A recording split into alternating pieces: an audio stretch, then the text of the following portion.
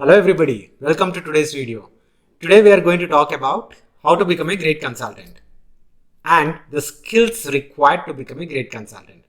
We are going to use the day-to-day responsibilities of a consultant to understand what are these skills, and then we'll also look at how can you leverage these skills to become a great consultant. Okay, so to start off with, if you look at what are the bedrocks of any consultant's day-to-day work, there are two things. The first one being the analysis that a consultant would do, and number two, the communication of these analysis outcomes. Both these things are essentially the most important things that a consultant would do on a day-to-day basis. If we start with the first one, that is doing analysis, right? When I say analysis, there are two things to it. Number one, it could be based on the numbers that either you get from the client or you get from some interviews, or the second part of the analysis could be just understanding the product itself, right? So the numbers and the client information, this is pretty common. So let me start off with the final one, that is, hey, how do you understand the product itself, right? So if you are working, let's say, for a popular apparel brand, Louis Philippe, right? You are a consultant and Louis Philippe has asked you, hey Pawan, can you help us understand how do we reduce our cost, right? We start going in, we start walking into the store, we'll sit there, we'll see what is the customer reaction like. One very unique thing that we find out is that, hey, the shopping bags that these guys give are super shiny. They are like, looks very expensive, and you might want to understand, hey, is there a scope for Louis Philippe to reduce the price of that shopping bag, right? Well, the folks go into any of these stores to buy the apparel. They are more interested in the apparel, but probably not as much in the shopping bag per se. So you as a consultant can probably go sit with the Louis Philippe executives and understand that, hey, yes, this is the total cost of a shopping bag, and these are the ways in which you can reduce it. Probably reduce the quality of the paper or use recycled paper or some other thing, right? Because end of the day, you can pass on that benefit to the customer as well, right? That could be as simple as it. This is also analysis, right? There is no numbers involved in it at all, correct? The second level of analysis that you can do is coming straight away from conversations with people in the organization, right? These conversations with people could be around, hey, there is a lot of research and innovation happening in the organization. How do you view that, right? Now you go and talk to four different employees would give you four different answers. What is very important for you to understand as a consultant is that, hey, you are taking down every single thing that these guys are taking. What I mean is that, hey, in all these meetings, taking good notes is one of the primary skills. Okay? And when I say taking notes, I don't mean you go on writing essays, right? Nor you are recording the conversations. Both these things don't work. Okay? What works is your ability to write only the important keywords in the conversation. You capture these keywords and then synthesize and then start framing that, hey, this is the outcome of this conversation or client conversation. These client conversations will also help you come up with the final recommendation. So it could be a product tear down, it could be a client conversation, or it could be just understanding of the data.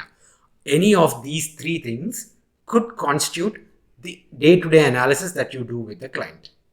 Okay? Or these analysis will be super important for you to go to the next step. But before we jump into the next step, let us look at what is data analysis, right? So product tear downs is pretty clear. Client conversations are pretty clear. The most important thing over there is for you to take good notes, right?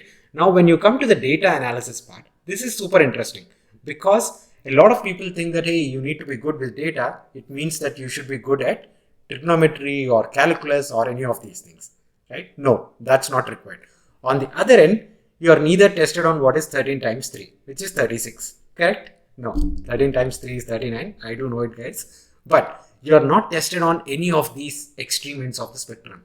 What you are tested on is your ability to understand, hey, what is the data telling you, right? If the data you receive is, let's say, 10,000 rows, each row indicates the total number of sales of Louis Philippe store, let's say that store is in one particular city, and that particular store A, what are the sales of Louis Philippe over the last 1 year? Okay, every single day. Now looking at the data, it might tell you that, hey, for every single day, the store sales indicate that the weekend sales are higher compared to the weekday sales, right? The festival sales are more than the non-festival days, right? Whenever you put on a sale, the sales are much higher compared to the non-sale days, right? So any of these things could come from the data, and you don't need like a proper like calculus or trigonometry or 13 times 3 kind of knowledge. What you need is the ability to understand the data. And how does that come? Right? That's a very tricky thing. This comes with a lot of practice and also understanding the situation per se. Right? You need to have a lot of context with respect to what the client is trying to solve. So understanding numbers or product teardowns or client conversations, you get better at doing all these analysis when you know the first and the most important thing, that is, say, what is your objective? What is your objective with respect to how and why you are helping this particular client? If the client is looking forward to see that, hey, I need to know where my marketing is working well versus not, your entire data analysis will give you a different result. If the client is trying to understand, hey, what is the cost and how can I reduce cost, your entire data analysis will implicate different things. So you understanding the objective is the first most important thing as a consultant.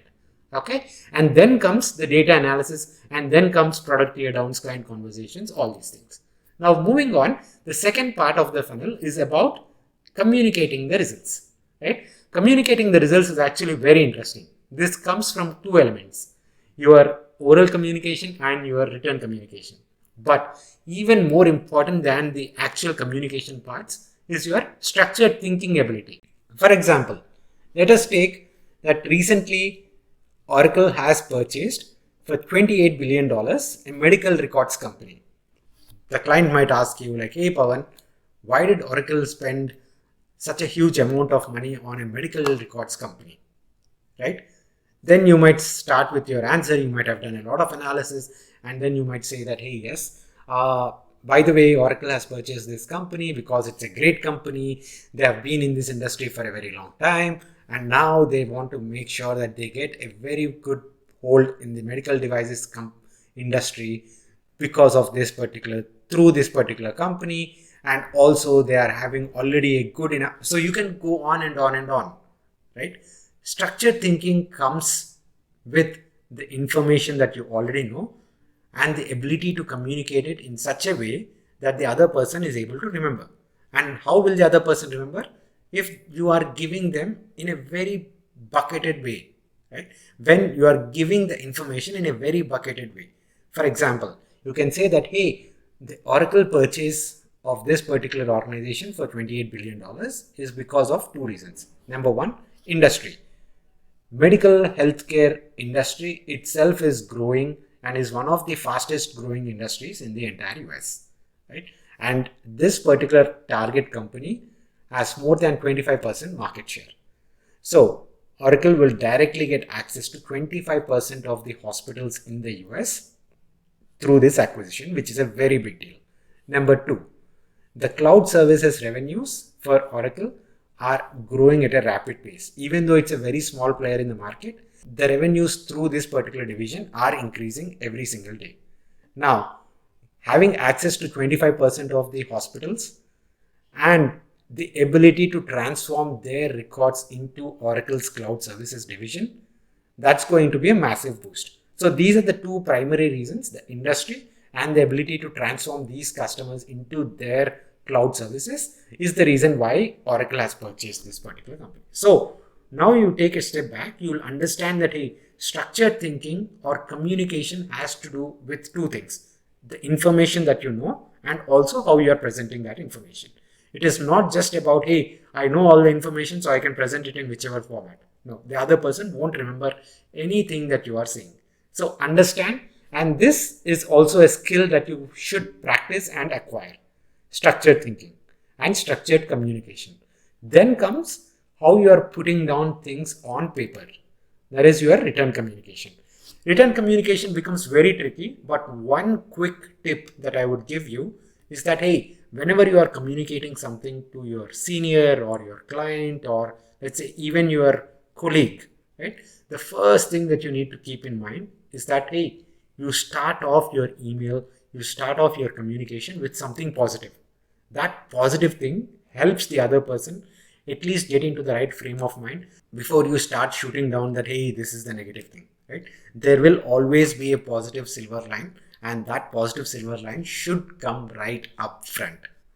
Okay, and whatever negative thing that you want to say, for example, hey, this work is not completed, first start with whatever you have completed and then say what is that required pending work, right? Start off with the positive thing and then start including what are the things that you need. That's number one.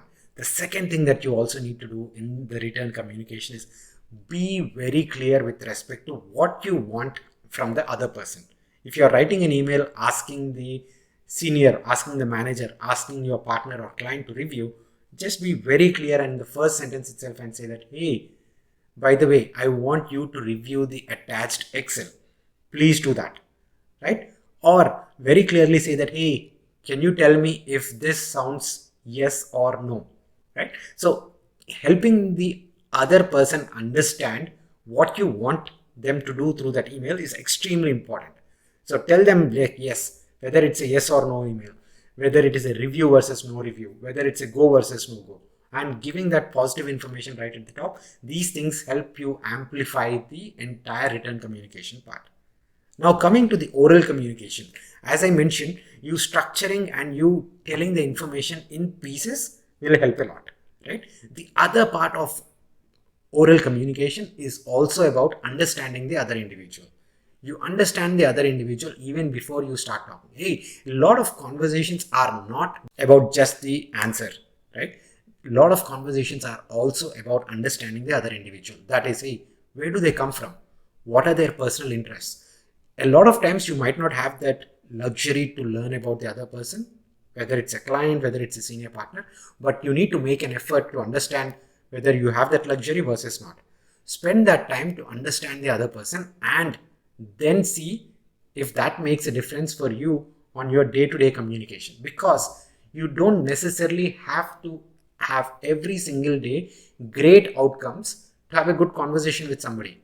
A small talk at the beginning can do wonders. Similarly, knowing the other person can do wonders. So start using these simple communication hacks with respect to either written or oral communication, and have your entire communication itself in a structured way that will help you get started on a right footing with the other person. So just to summarize, guys, what we have talked about is number one, analysis, and number two, communication. In the analysis part, we talked about the first one, that is product teardowns, then client interviews, and then finally we also talked about data analysis, right? Then in communication, we talked about oral, written, and structured thinking. We talked about individual tips and tricks across each one of them. I hope you get to use them. These skills will help you become a good consultant for sure.